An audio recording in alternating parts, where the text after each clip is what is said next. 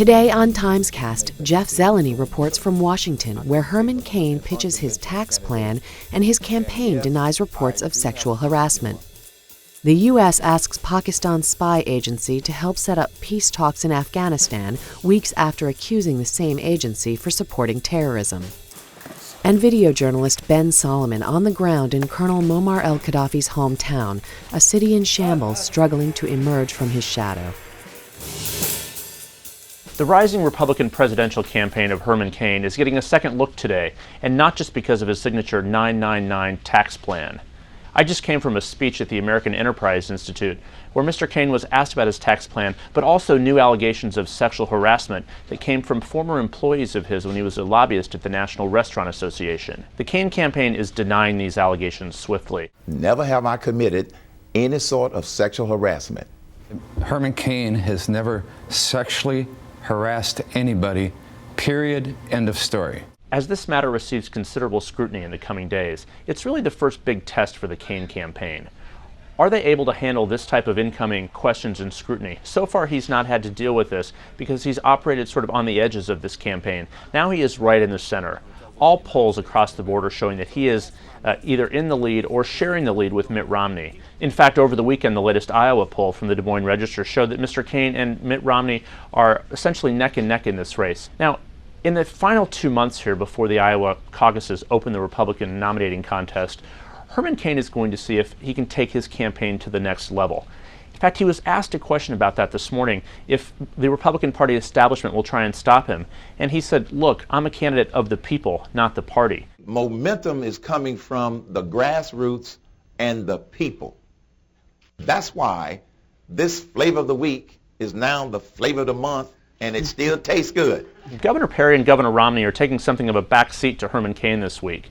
There's not a Republican presidential debate until next week, so all eyes are focused on Herman Cain and how he adjusts to this new scrutiny on his tax plan and these allegations of sexual harassment. But he had a twinkle in his eye as he walked off the stage this morning, signifying that Herman Cain is going to stay around. To quote my chief of staff and all of the people that I talk to around this country, Herman beat Herman, and Herman is going to stay Herman. Thank you very much. Thank you, Mr. Chairman. The United States tries to balance friend with foe as it appeals to Pakistan's spy agency for help. The attack in Kabul that killed at least 10 Americans over the weekend raised the question, what is the United States doing as it attempts to bring about reconciliation with the Taliban and with the Haqqani network, a warlord group that has long held sway in parts of Pakistan and in Afghanistan?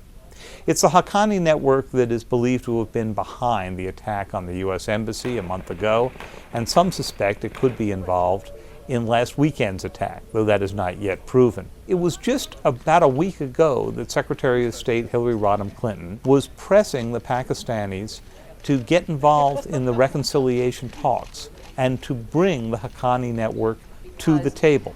We think that Pakistan, for a variety of reasons, has the capacity to encourage, to push, to squeeze, in General Kiani's term, terrorists, including the Haqqanis and the Afghan Taliban, to be willing to engage on the peace process. Now that's a risky proposition because the ISI is believed to have divided loyalties, and half of those loyalties are with the Haqqani network.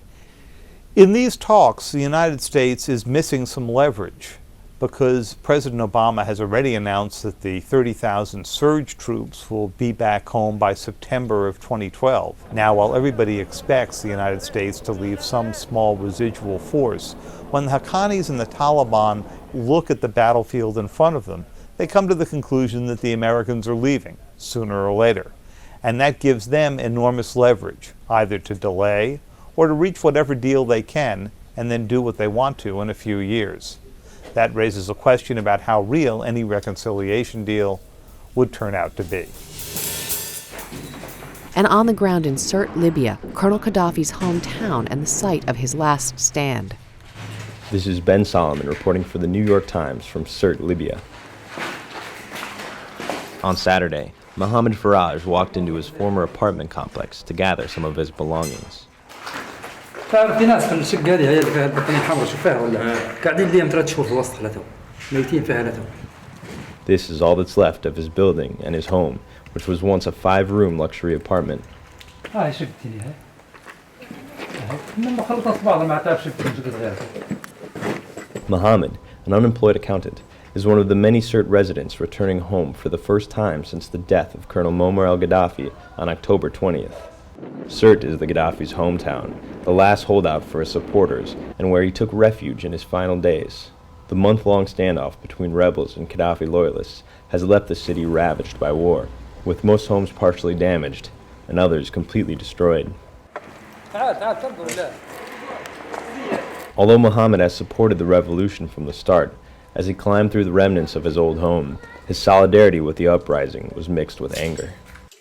لكني نبي نعرف شنو السبب أن جيت طيران فرنساوي ولا أمريكي ولا اللي هو يضرب عمارة زي هذي ويعدي شنو الغرض؟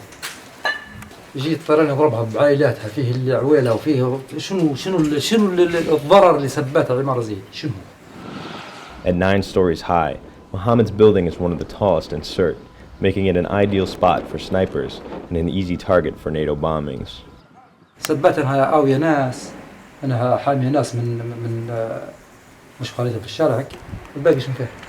اللي مش هيك هذه توهم حماية ما هي حماية مدنيين بكرة.